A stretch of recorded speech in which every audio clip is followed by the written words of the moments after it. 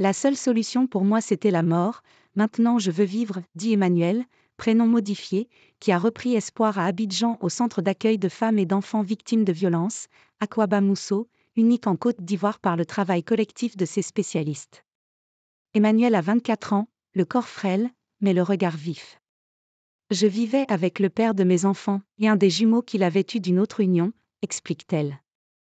Le jumeau, un adolescent de 16 ans en qui elle avait confiance, a agressé sexuellement ses 2 filles, profitant de son absence lorsqu'elle travaillait comme vendeuse. Il a mis son doigt dans le sexe de celle qui venait à peine d'avoir 1 an, et menaçait la plus âgée. Plus si tu le dis, je tue ta maman plus, raconte Emmanuel. Quand je suis venue ici, j'entendais des voix, je voulais me suicider, témoigne-t-elle, des sanglots dans la voix. Installée à Abidjan, l'ONG Akwaba Mousso, Bienvenue en langue akane et Femmes en Dioula, inaugurée en avril 2023, offre une prise en charge de jour et compte aussi un foyer où est hébergé Emmanuel depuis 2 mois.